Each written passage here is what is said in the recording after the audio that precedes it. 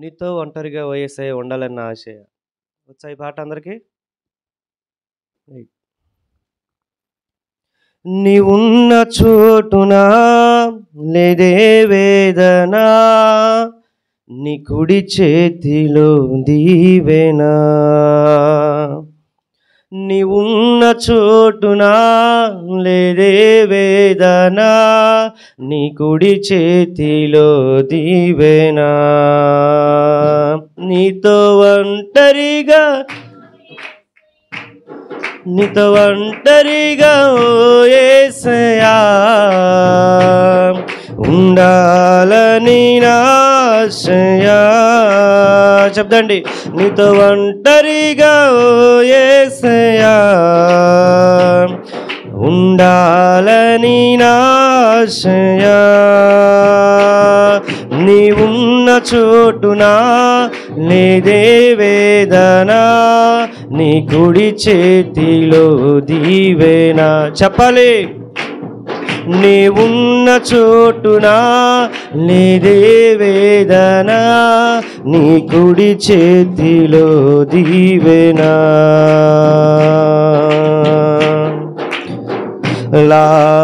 లాభమనిపించని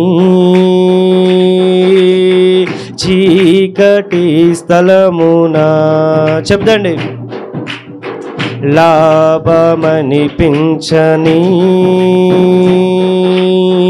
చీకటి నీ కౌగిలిలో పరవశిస్తూ, నీ ప్రేరణలో సాక్ష్యమిస్తూ, నీ కౌగిలిలో పరవశిస్తూ, నీ ప్రేరణలో సాక్ష్యమిస్తూ ఉండాలని నా ఆశయ. ఉండాలని నా ఆశయ. నీతో ఒంటరిగా ఓ యేసయ్యా ఉండాలని నా ఆశయ. నీతో ఒంటరిగా ఓ యేసయ్యా. పాడాలి, యేసయ్యతో ఒంటరిగా ఉండాలని ఆశ లేదా మీకు? నీవున్న చోటున లేదే వేదన, నీ కుడి చేతిలో దీవెనా. నీవున్న చోటున లేదే వేదన, నీ కుడి చేతిలో. నీరు కనిపించని ఎడారి దారినా, నీరు కనిపించని ఎడారి దారినా, నీ మాటలను ఆలకిస్తూ, నీ చేయి పట్టి నడుస్తూ, నీ మాటలను ఆలకిస్తూ,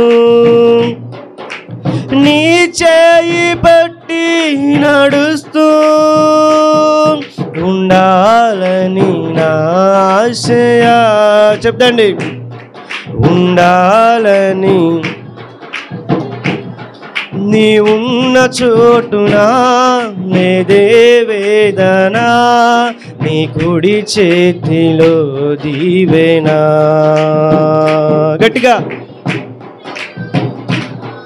లేదే వేదన, నీ కుడి చేతిలో దీవెనా. నీతో ఒంటరిగా ఓ యేసయ్యా ఉండాలని నా ఆశయ. నీతో ఓ యేసయ్యా ఉండాలని నా ఆశయ. ఆశ ఫలించని సోలిన క్షణమున. చెప్తండి, ఆశ ఫలించని సోలిన క్షణమున నీ నీడలో విశ్రమిస్తూ నీ ఆదరణ అనుభవిస్తూ నీ నీడలో విశ్రమిస్తూ నీ ఆదరణ అనుభవిస్తూ ఉండాలని నా ఆశయ ఉండాలని. చెప్దండి, నీ ఉన్న చోటున లేదయ్యా వేదన, నీ ఉన్న చోటున లేదే వేదన, నీ కుడి చేతిలో దీవెనా. నీ ఉన్న చోటున లేదే వేదన, నీ కుడి చేతిలో దీవెనా. నీతో ఒంటరిగా ఓ యేసయ్యా ఉండాలని ఆశయా, నీతో ఒంటరిగా ఓ యేసయ్యా ఉండాలని. హల్లెలూయా. చూడండి, ఒక భక్తుడు తన జీవితంలో వచ్చిన శ్రమల్లో, వచ్చిన కన్నీటిలో, వచ్చిన దుఃఖంలో ఎవరితో ఒంటరిగా ఉండాలని ఆశపడుతున్నాడు? యేసయ్యతో ఒంటరిగా ఉండాలని ఆశపడుతున్నాడంట. చూడండి, అక్కడ ఎలా ఉంటుందంటే, నీరు కనిపించని ఎడారి దారిన. నీటిని మన ఆశీర్వాదకరంగా ఆశీర్వాదానికి గుర్తుగా ఉంటాం. దుప్పి నీటి వాగుల కొరకు ఆశపడినట్లుగా నా ప్రాణము నీ కొరకు అంటే నీటిని ఆశీర్వాదానికి తీసుకున్నావు. ఇక్కడ ఎడారిలో ఏం కనిపించవు? నీరు కనిపించదు. నువ్వు దేవుడిని నమ్ముకున్నప్పుడు, దేవుని దగ్గరకు వచ్చినప్పుడు, విశ్వాస మార్గంలో ఉన్నప్పుడు, విశ్వాసిగా జీవించేటప్పుడు నీ జీవితంలో ఆశీర్వాదానికి ఏం కనపడవు? ఆనవాళ్ళు కనపడవు. హల్లెలూయా. ఒక విశ్వాసి జీవితంలో నువ్వు నిజంగా దేవుని చేత పిలువబడ్డప్పుడు, నిజంగా దేవుని చేత ఎన్నుకోబడ్డప్పుడు, నిజంగా దేవుని చేత అభిషేకించబడ్డప్పుడు, నిజంగా దేవుని యొక్క మార్గంలో నిలబడ్డప్పుడు, నిజంగా దేవుని కొరకు రోషం కలిగి నిలబడ్డప్పుడు నీ జీవితంలో ఆశీర్వాదానికి ఆనవాళ్ళు ఎక్కడా కూడా కనపడవు. అలాంటి సమయాల్లో ఏం చేయాలంట? నీరు కనిపించని ఎడారి దారిలో, నీరు కనిపించని ఎడారి దారిలో నీ మాటలను ఆలకిస్తూ నీ చేయి పట్టి నడుస్తూ ఉండాలని నా ఆశయ. ఆశీర్వాదానికి ఆనవాళ్ళు కనిపించినప్పుడు ఏం చేయాలంట?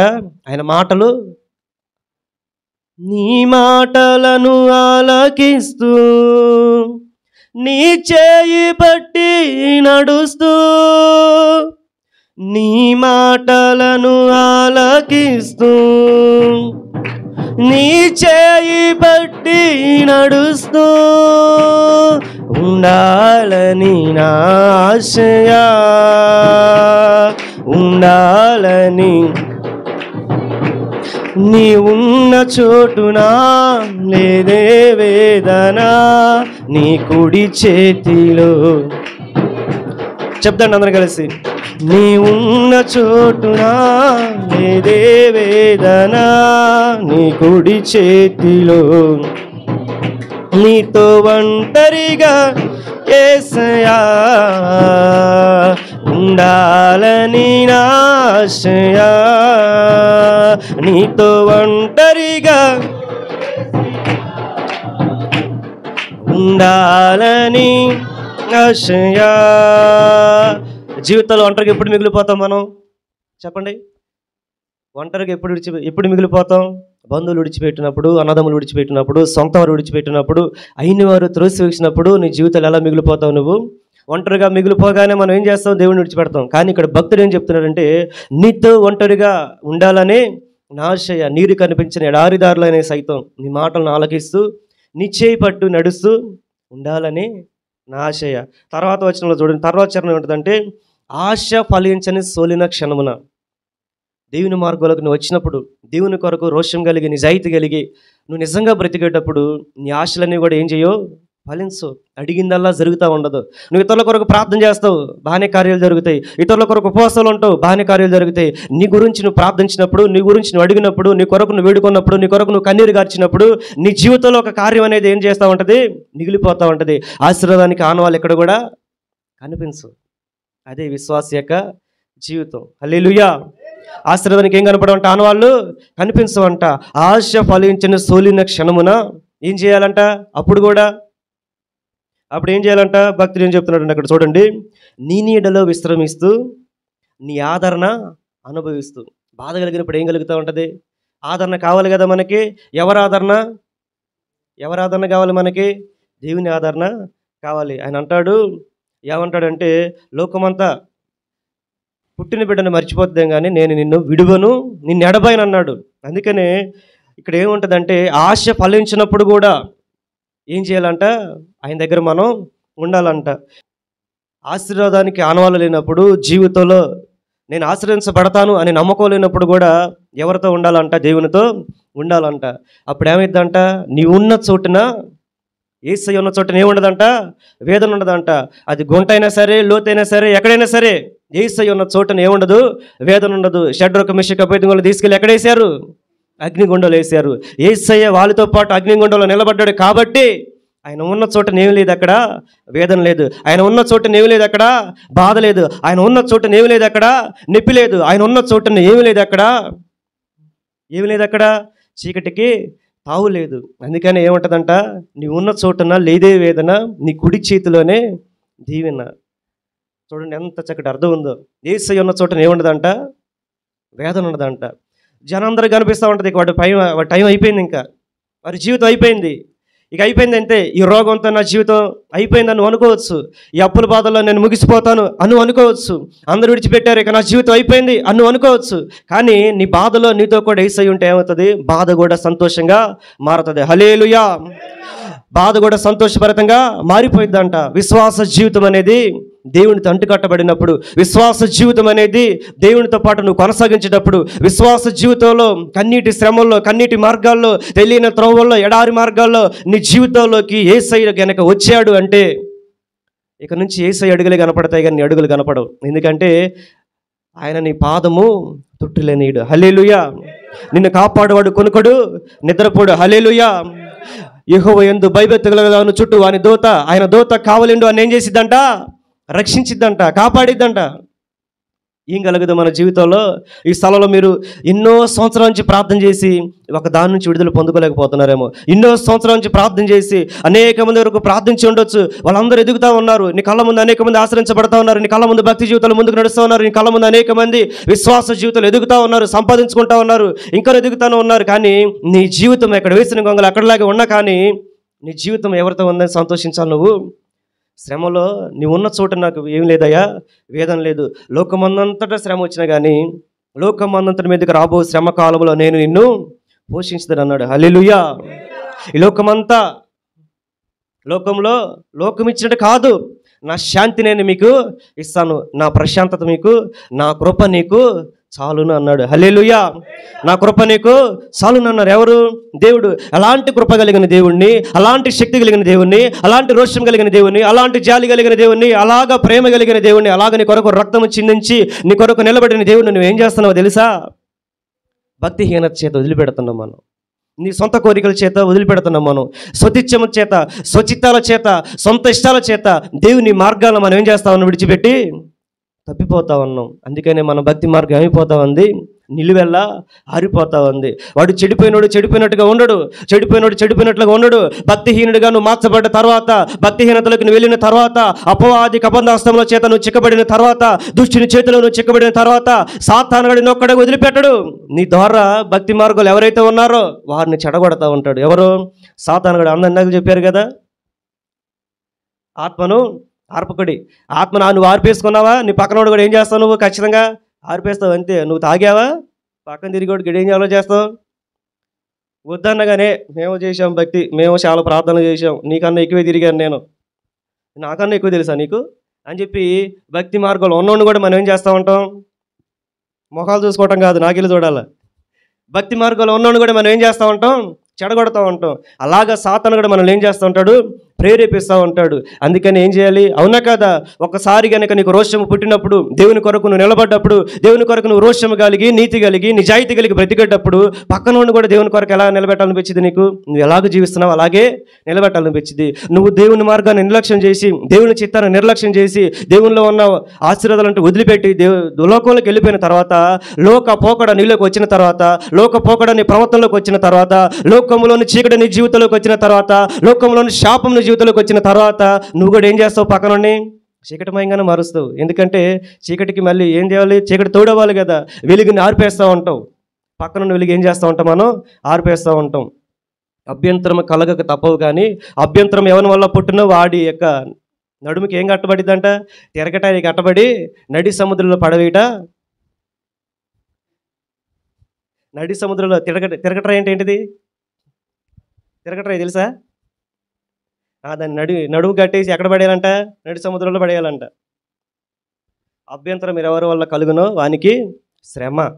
ఏం చేయకూడదు మన వల్ల? అరే వీడు బాగానే ఉన్నాడు దేవుని మార్గంలో, వీడు బాగానే నిలబడ్డాడు, బాగానే ప్రార్థన చేసేవాడు, బాగానే దేవుని దగ్గరికి వచ్చాడు, బాగానే భాషలు మాట్లాడాడు, బాగానే దేవుని వరాన్ని అనుభవించాడు, బాగానే దేవుని శక్తిని అనుభవించాడు, బాగానే దేవుని మార్గంలో నిలబడ్డాడు, కొన్ని రోజులు మీట్ నడిపించాడు, కొన్ని రోజులు అందరి రోజులు నిలబడ్డాడు, కొన్ని రోజులు ఆడు ప్రార్థన చేసిన కార్యాలు జరిగినాయి. కానీ ఈరోజు ఏం చేస్తా ఉన్నాడు? అసలు ప్రార్థన చేయట్లేదు. జనం అందరికీ భక్తిహీనుడిగానే కనపడుతున్నాడు. వారికి చేసే కార్యాలు మొత్తం కూడా ప్రజలందరికీ తేట తెల్లగా బయటపడతా ఉన్నాయి. అందరికీ నీ వల్ల ఏం కలుగుతా ఉంది? అక్కడ అభ్యంతరం కలుగుతుంది. మనం చూసిన భక్తుడు ఈడిగాడా? మనం చూసిన పరిస్థితులు ఈడు కాదా? మనం చూసిన నమ్మకస్తుడు దేవుని దగ్గర ఉండేవాడు పలానాడు తిరిగాడు ఈడు కాదా అని చెప్పేసి ఎవరికి అభ్యంతరం కలగజేస్తా ఉన్నావు? నువ్వు కొత్తగా వచ్చే భక్తిపరులకు అభ్యంతరం కలగజేస్తా ఉన్నావు. అందుకనే ఆత్మ ఆరిపోతే ఏమైపోతావు? నువ్వు నాశనానికి నీ మార్గాలు త్వరపడతావు. అంటే నీ మార్గము వాని దృష్టికి యథార్థంగా కనపడిద్దంట. తుదకది ఎక్కడికి దారి తీసిద్ది? నా వైపు చూడాలి. తుదకది ఎక్కడికి దారి తీసిద్ది? మరణానికి దారి తీసిద్ది. అందుకనే సొంత కొట్టుల్లోకి పోకూడదు. నీ సొంత నా ఇష్టం నాకు తెలీదా? అరే ఇటు తప్పురా చేయకూడదు అంటే నాకు తెలుసన్నా, నేను వేసే తమ్ముడిని అంటారు చాలామంది. నాకెందుకు తెలియదు? నాకు అన్నీ తెలుసు అంటారు. తెలియని ఏంటో తెలుసా? తెలియని తెలుసా? నిన్ను కాపాడుకోవటం నీకు తెలియట్లేదు. ఏం చేస్తామో మనం? బైబిల్లో ఇంకో వచనం ఉంది, నీ కంటిలో ఉన్న దూలాన్ని తీసేసుకున్న తర్వాత నీ సహోదరుని కంటిలో ఉన్న నలుసు తీసేయమంటది. దూలం అంటే ఏంటిది? దూలం అంటే ఎంత ఉంటుంది? దూలం తెలుసా? ఎంత ఉంటుంది దూలం? అంత పెద్ద దూలం ఉంటుంది. వాడి కంట్లో దూలం ఉంచుకొని అంటే ఎదుటి సహోదరుడి కంట్లో ఏం చూస్తుండో? నలుసుని చూస్తుండారు. సరి చేసుకో అని. మన జీవితాలు ఏముంటుంది తెలుసా? దూలం అంత పెద్ద పాపాలు ఉంటాయి, లోపాలు ఉంటాయి. నీ భక్తి జీవితంలో లోపం ఉన్నప్పుడు సరి చేయడానికి మనం వెళ్ళినప్పుడు ఏం చేస్తారు తెలుసా? దేవుడు ఏం చెప్తాడంటే, నువ్వు బలి అర్పిస్తున్నావు, అక్కడికి వెళ్ళి దాన్ని ఆపేసి మరి వెళ్ళి నీ సహోదరుడితో ఏం చేయాలి? నువ్వు సమాధాన పడాలి. అంటే దీన్ని ఏమంటారు? దీనికి సంబంధం ఏంటంటారేమో. దేవునితో నువ్వేం చేయాలి? సమాధాన పడాలి. పాపాన్ని గురించిన క్షమాపణ దగ్గరికి రావాలి. హల్లెలూయా. ఇంకో విషయం వచ్చేసి బైబిల్ గ్రంథంలో యేసుక్రీస్తు ప్రభువారు తెలుసు కదా మీకు. ఆయన 33 సంవత్సరాలు ఎక్కడ జీవించాడు? ఒక మనిషిగా, మనిషి శరీరంతో భూమి మీద జీవించాడు. పాపము లేని, నాలో పాపమున్నదని మీలో ఎవడైనా రుజువు చేయగలడని సవాలు వేసిన వ్యక్తి ఒకే ఒక్కడు. ఎవరైనా? ప్రభు యేసుక్రీస్తు ప్రభువారు. హల్లెలూయా. అయితే యేసుక్రీస్తు ప్రభువారు ఎందుకు అంగీకరించబడ్డారు? ఆయనంత పరిశుద్ధంగా ఉండడానికి గల రీజన్ ఏంటి? ఆయనంత పరిశుద్ధంగా ఆయనకి కోరికలు ఉంటాయి, ఉండవా? శరీరం అనేది, ఈ శరీరానికే వచ్చేది ఏంటిది? నా తల్లి నన్ను పాపంలోనే గర్భం ధరించిందంట అని వాక్యంలో ఉంటుంది. అంటే ఈ పాపపు లోకంలో పుట్టగానే నీకేమొస్తాయి? స్వాభావికంగానే ఆలోచనలు వస్తాయి, స్వాభావికంగానే పాపం అనేది నీలోకి ఏమవుతూ ఉంటుంది? ఎంటర్ అవుతూ ఉంటుంది. కానీ నువ్వు క్రైస్తవుడిగా మార్చబడ్డ తర్వాత దేవుని మార్గము, యెహోవా ధర్మశాస్త్రమును నందు ఆనందించుతూ జీవారాత్రము దాన్ని ధ్యానించేవాడు ఆకు వాడక తన కాలమందు ఫలమిచ్చు చెట్టులా ఉంటాడంట. అతడు నీటి కాలంలో ఎవరైనా నాటబడినదై ఆకు వాడక ఏం చేస్తాడంట? ఫలం ఇచ్చే చెట్టులాగా ఉంటాడంట. మనం నీటి కాలువల దగ్గరే తిరుగుతాం. నీటి కాలువ అంటే ఏంటిది? నీరు వాక్యానికి సాదృశ్యంగా ఉంది. ఆ చర్చిల్లో తిరుగుతాం, చర్చిలోనే పరిచయం చేస్తాం, అయ్యగారికే సలహాలు ఇస్తాం. మన భక్తులు ఏముండదు? నీరు ఉండదు, కాలువ కాదు కదా, అసలు ఎండిపోయిన ఎడారి కూడా ఉండదు. అంతకన్నా దారుణమైన జీవితంలో మనం జీవిస్తూ ఉన్నాం. అందుకనే భక్తి జీవితం ఎలా ఉండాలంటే, మేము విమర్శించడానికి లేదు, అర్థమైందా? వాక్యము 2 ఇంచుల వాడిగల ఖడ్గము. నన్ను విమర్శించిన తర్వాతే నాలోకి అది దిగిన తర్వాతే, నన్ను అది కోసిన తర్వాతే, నాకు అది దిగిన తర్వాతే మీ దగ్గరకు బయలుదేరి వచ్చింది. హల్లెలూయా. నన్ను నేను విమర్శించుకున్నప్పుడు వాక్యం నన్ను విమర్శించిందంటే ఎలా ఉంటుంది తెలుసా? వెళ్ళిన తర్వాత గట్టి దెబ్బలు పడతాయి నాకు. అందుకని చెప్పే మాటలు నా గురించే మాట్లాడుతున్నాడు ఫీల్ అవ్వకూడదు. అర్థమైందా? నాకు తెగిన తర్వాత ఎవరి దగ్గరకు వచ్చింది వాక్యం అనేది? మీ దగ్గరకు వచ్చింది. నన్ను నేను సరి చేసుకోకుండా మీకు ఈ వాక్యాలు చెప్పడానికి నేను అర్హుణ్ణి కాను. పరిశుద్ధాత్ముడు ఎందుకు మాట్లాడుతున్నా అనేది మీరు గ్రహించాలి, గమనించాలి. మన జీవితాలను సరి చేసుకోవడానికి దేవుని మార్గానికి మనకు పర్వతలను అప్పగించాలి. హల్లెలూయా, హల్లెలూయా. ఎలాంటి భక్తి జీవితాలు మన జీవితంలో ఉన్నాయి? ఇంకెంతకాలం మన జీవితాలు ఎలా ఉండాలి? రానున్న రోజుల్లో, రాబోయే భవిష్యత్తు కాలంలో, ఇంకా కొన్ని రోజుల తర్వాత ప్రపంచ భవిష్యత్తు అంతా కూడా మారిపోతా ఉంది. అంచె దినంలో అనేకుల ప్రేమ చల్లారిపోయిద్దంట. చల్లారిపోతూనే ఉన్నారు అందరూ. నీకు తెలుసు నువ్వు చల్లారిపోతున్నావని, నీకు తెలుసు నువ్వు పాపంలో ఉన్నావని, నీకు తెలుసు నువ్వు దేవునికి దూరంగా ఉన్నావని, నీకు తెలుసు నువ్వు దేవుని మార్గానికి వెక్కసమైన మార్గాల్లో తిరుగుతున్నావని, దేవుని మనసుని గాయపరిచే మార్గాల్లో తిరుగుతున్నావని, దేవుని హృదయాన్ని చీల్చుతున్నావని, దేవుని హృదయాన్ని గుచ్చుతున్నావనే సంగతి మనకు తెలుసులే. కానీ మనం ఏం చేయట్లేదు తెలుసా? పాపాన్ని ప్రేమిస్తూ, పాపంతో సహవాసం చేస్తూ, ఆత్మను ఆర్పేసుకొని, నువ్వు పాడు చేసుకునేది కాక నీ ప్రవర్తన, భక్తి జీవితాన్ని పక్కన తిరిగి ఉన్నంతను పాడు చేసుకుంటూ నాశనాన్ని కలుగజేసుకొని హఠాత్తుగా అయిపోతా ఉన్నాం. భక్తిహీనులు భక్తిహీనులకు మరణం అంట హఠాత్తుగా తటస్థించును. వాడు వెతికినా కానీ కనపడడంట. భక్తిహీనుడు అంటే ఎవరో తెలుసా? భక్తిహీనుడు అంటే భక్తి లేనివాడు. భక్తిపరుడే కానీ వాళ్ళు ఏమి లేదు, భక్తి లేదు. క్రైస్తవుడే, వాళ్ళు క్రీస్తు లేడు. క్రైస్తవుడే చర్చికి వస్తాడు, అన్నీ చేస్తాడు, అన్నీ ఉంటాయి. ఏముంటుంది? నిమ్మరసాలు తాగినాడు అంట ఒకడు. అన్ని కళలు ఉంటాయి. అటు అన్ని చేస్తాడు, ఇటు చేస్తాడు. అటు బూతులు మాట్లాడతాడు, ఇటు భాషలు మాట్లాడతాడు. అటు ఏం చేస్తాడు? అటు వాళ్ళని కొడతాడు, ఇటు వచ్చి వీళ్ళని కొడతాడు. అర్థమైందా? మీరు అలా ఉంటారా? అలా ఉండకూడదు. లోక పోకడ మనలోకి రాకూడదు. హల్లెలూయా, హల్లెలూయా. ఆత్మను ఆర్పకుడి, ప్రవచించడం నిర్లక్ష్యము చేయకుడి. ఆత్మను గనక నువ్వు ఆర్పేసావా, దేవుడు అనుగ్రహించిన ఆత్మను గనక ఆర్పేసావా, దేవుడు నీకు ఇచ్చిన వరమును గనక నువ్వు ఆర్పేయడానికి ప్రయత్నం చేసావా, దేహము దేవుని యొక్క ఆలయము. దేవుని ఆలయం ఎవరైతే పాడు చేస్తాడో దేవుడు వాడిని ఏం చేస్తాడంట? పాడు చేస్తాడంట. దేవుని ఆలయం అనబడిన నీ శరీరాన్ని పాడు చేసుకుంటున్నావు. దేవుని ఆలయం అనబడిన నీ శరీరాన్ని నువ్వేం చేస్తా ఉన్నావు? ఈ లోకపు క్రియలకు అప్పగిస్తూ ఉన్నావు, ఈ లోకపు కోరికలకు అప్పగిస్తూ ఉన్నావు. ఈ లోకపు నీ దర్శనమును పాడు చేస్తున్న దాన్ని నువ్వేం చేయకూడదు? వెంబడించకూడదు. నీ యొక్క శరీరాన్ని పాడు చేసేదాన్ని, నీ దేహము చెరిపోదానికి నువ్వేం చేయాలి? దూరంగా ఉండాలంట. దేహాన్ని చెరిపేదానికి దగ్గరయ్యి నీ జీవితంలో, నీ నడవడికలో, నీ ఆత్మలో, నీ మనసులో ఉన్న భక్తి మార్గాన్ని చెరిపేసుకుంటూ దేహాన్ని దేవునికి అప్పగించక, దేహాన్ని యొక్క అపవాది చేతులకు అప్పగించి, అపవాది నీలో పెట్టిన పాపాన్ని ఏం చేస్తా ఉన్నావు? ఫలింపజేస్తావంటే మోసపోకుడి దేవుడు విక్రింపబడు. మనుషుడు ఏ విత్తనమైతే విత్తుతాడో తిరిగి దేనికి వస్తాడంట? ఆ పంటనే కోస్తాడు. హల్లెలూయా. మనుషుడు దేని కొరకైతే ప్రయాసపడతాడో తిరిగి దేన్ని ఏం చేస్తాడు? వాడు దాన్నే కోస్తాడు. నువ్వు పనివాడు జీతానికి పాతుడు. పాపము కోసం దారుణంగా ప్రయాసపడ్డావా, ఖచ్చితంగా నువ్వు తిరిగి ఫలితము, నువ్వు పంట కోయాల్సిన దినం ఒకటి ఉంటుంది, గుర్తుపెట్టుకో. ఏంటా పంట? పాపానికి వచ్చే జీతము మరణము. శాపమైన పంట కోస్తావు, శాపం అనే పంటని కోస్తావు. అందుకనే ప్రవర్తన ఎలా ఉండాలి దేవుని ఎదుట? దేవుడు అంట ఏం చూస్తాడు? ప్రవర్తన చూస్తాడంట. అవును కానీ ఓ మనుషుడా, దేవుడు నిన్నేం అడుగుతున్నాడు? నీతి కలిగి న్యాయం కలిగి అనుసరించడే కదా. అంతేగా దేవుడు నిన్ను అడుగుతున్నాడు. ఇంతకు మించి ఇంకేమైనా అడిగాడా? మనకేం తెలియట్లేదు తెలుసా? కనీసం ఒక్కసారి మీ గుండె మీద చేపెట్టుకుని ఆలోచన చేసుకోండి. నేను ఈరోజు ఏసైనా సంతోషపరిచానని ఒక్కసారి నీ మనసు మీద చేపెట్టుకుని ఆలోచన చేసుకో. నా వల్ల దేవుడు ఈరోజు సంతోషంగా ఉన్నాడని చెప్పగలవా? నువ్వు నీ జీవితంలో నువ్వు బాప్తిసం తీసుకున్నావు, బలారాధనలో పాలు పొందుతున్నావు, క్రీస్తు యొక్క రక్తంలో పాలు పొంది, క్రీస్తు శరీరంలో పాలు పొంది, రాబోయే యుగ సంబంధమైన వరముల్లో కూడా పాలు పొంది దేవుని ఆత్మాభిషేకాన్ని పాడు చేసిన సంగతి నీకు తెలియట్లేదు. దేవుని ఆత్మకు వ్యతిరేకంగా బ్రతుకుతూ దేవుని యొక్క మనసును చీల్చివేయచ్చు. దేవుణ్ణి ఎవరికి తెలుసా సిలువేసింది? ఆయన ప్రజలే. మనం కూడా అలా ఏం చేస్తామనంటే, నీతో ఉన్న యేసయ్యని, నీతో ఉన్న కనికరమూర్తి అయిన దేవుణ్ణి, నిన్ను ప్రేమించే బంగారు తండ్రి పాదాలకి నువ్వు మేకులు కొడతావు సంగతి మర్చిపోవద్దు. దేవుని చిత్తానికి వ్యతిరేకంగా బ్రతుకుతున్నావా? దేవుని మనసు మీద పొడుస్తున్న సంగతి మర్చిపోవద్దు. దేవుని యొక్క మనసుకి వ్యర్థమైన మార్గాలు ఏర్పాటు చేసుకున్నావా? దేవుని ముఖమును లాగిపెట్టి కొడతాన సంగతి నువ్వు పొరపాటును మర్చిపోవద్దు. ఈ దర్శనం నీకు అనుగ్రహించబడుగాక. హల్లెలూయా, హల్లెలూయా. దేవుని మనసుని గాయపరచడానికి నీ అడుగులు త్వరపడుతున్నాయి అంటే, దేవుని సన్నిధికి దూరం అవ్వడానికి నీ ఆలోచనలు త్వరపడుతున్నాయి అంటే, దేవునికి దూరంగా బ్రతకడానికి నీ హృదయం పరుగులు పెడతా ఉందంటే, నరకానికి వెళ్ళడానికి నీ మార్గములు పరుగులు పెడతా ఉన్నాయి అంటే, ఆ మార్గం నుంచి నేను ఎవరు కూడా బయటికి లాగలేరు. మరణానికి దారి తీస్తావు. నువ్వు మరణం అయ్యేది కాక నీ కుటుంబానికి శాపం తీసుకొచ్చి పెడతావు. కాబట్టి ఏం చేయకూడదు, నీలో ఉన్న ఆత్మను ఆర్పకూడదు. నీ ప్రవర్తన ఎంతటి మీద ఆయన అధికారానికి ఏం చేయాలి, నువ్వు ఒప్పుకోవాలి. సరిలేదా, సరి చేసుకోలేకపోతున్నావా, మానుకోలేకపోతున్నావా, ఆగలేకపోతున్నావా, ఆర్పుకోలేకపోతున్నావా, అడుగు దేవుడిని, ప్రభువా నాలో తప్పు ఉన్నది ప్రభువా. ఆయన కనికరం కలిగిన దేవుడు, ఆయన సరిచేసే దేవుడు.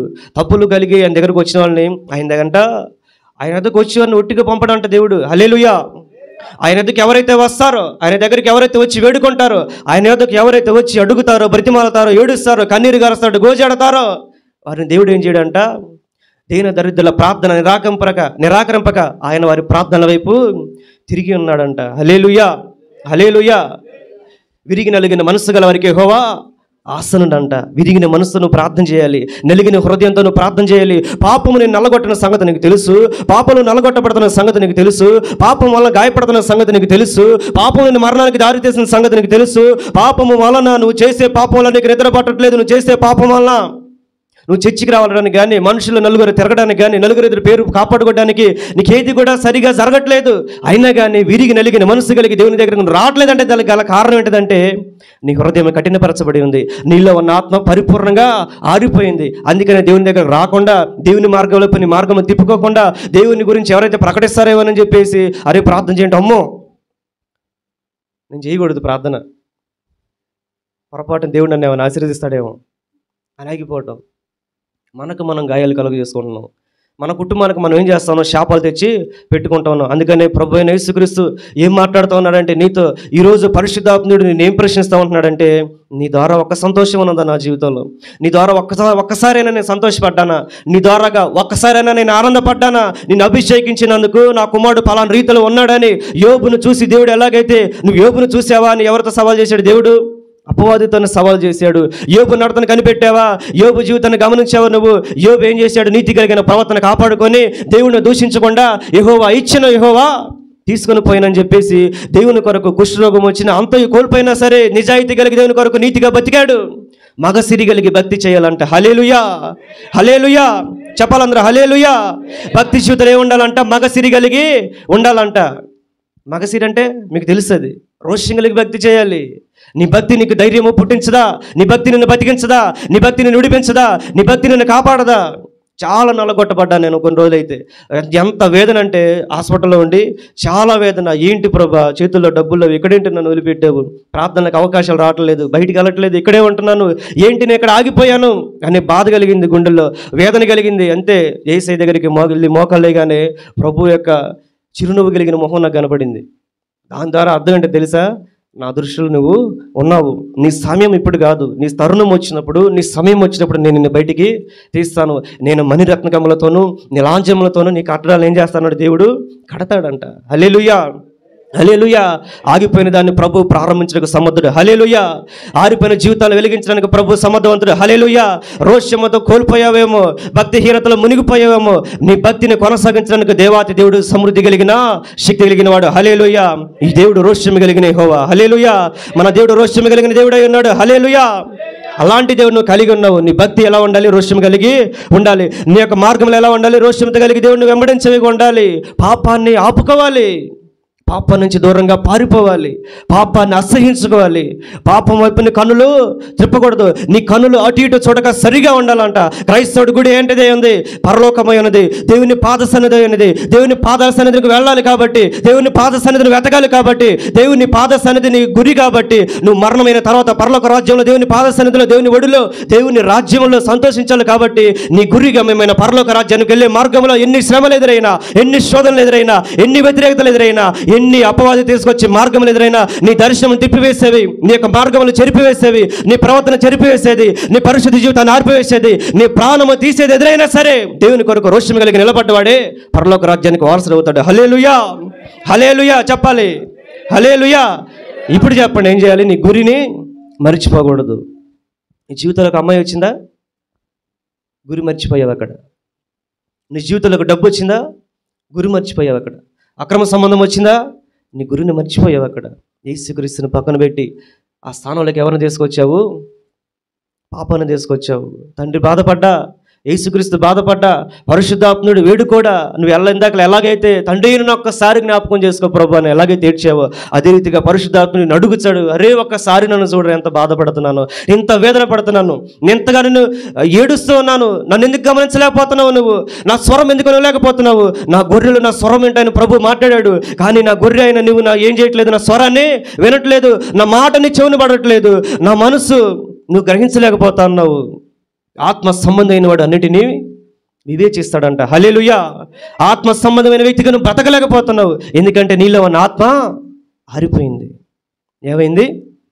ఆత్మ ఆరిపోయింది. ఇంకా ఆత్మ ఆరిపోతే నువ్వు దేవుని మనసుని ఏమని గ్రహించగలవు? దేవుని దూరంగా ఉండి సేవకుల ద్వారా గద్దిస్తూ ఉంటాడు, దేవుని దూరంగా ఉండి ప్రవక్తల ద్వారా గద్దిస్తూ ఉంటాడు. దేవుని దూరంగా ఉన్నా సరే నేను ఏం చేస్తూ ఉంటాడు, నీ మార్గాలు కాపాడడానికి, నీ ప్రాణాలు కాపాడడానికి, అపవాది చేతిలోంచి, అపవాది కబంధ హస్తంలోంచి, అపవాది నాశనకరమైన మార్గంలోంచి సాతానుగాడు నిన్ను నరక పార్శానికి, నరకానికి దూరం నరకానికి దగ్గర చేయాలని ఆశ కలిగి అనేక పన్నాగాలు పనినా సరే ప్రభు నిన్ను వెంబడిస్తూ ఉంటాడు, ఎందుకంటే ప్రభు నిన్ను ప్రేమిస్తున్నాడు కాబట్టి. హల్లెలూయా.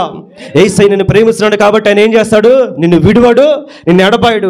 నీలో ప్రాణం అమ్మనప్పుడే ఏం చేయాలి, యేసయ్య దగ్గరికి రావాలి. ఈరోజు మరి ఒక తరుణం దేవుడికి అనుగ్రహించబోతున్నాడు. ఈరోజు ఈ వాక్యంలోంచి, ఈరోజు దేవుని సేవకుల్లోంచి ఈ వాక్యాన్ని ప్రభు ఎందుకు మాట్లాడుతున్నాడంటే, నీ తరుణం అయిపోయింది ఇంకా. హల్లెలూయా.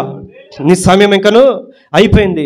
పాపముతో పెలింగులాడింది చాలు, పాపముతో పెనుగులాడింది ఇంకా చాలు, పాపములో జీవించింది ఇంకా చాలు, పాపముతో నీ జీవితాన్ని కొనసాగించింది ఇంకా చాలు, పాపముతో పెనవేసుకుపోయింది ఇంకా చాలు. తిరిగి మరలా నా వైపు తిరగండి, భూదిగంత నివాసులారా నా వైపు తిరిగి రక్షణ పొందడి. మహిమ గల రాజు మీలోకి ప్రవేశించినట్లుగా మీ గుమ్మలు, మీ తల్ల ఏం చేయాలంట, పైకెత్తుకోవాలంట. చూడండి, మీకు ఒక వాక్యం చెప్పేసి నేను ముగిస్తాను. చూడండి,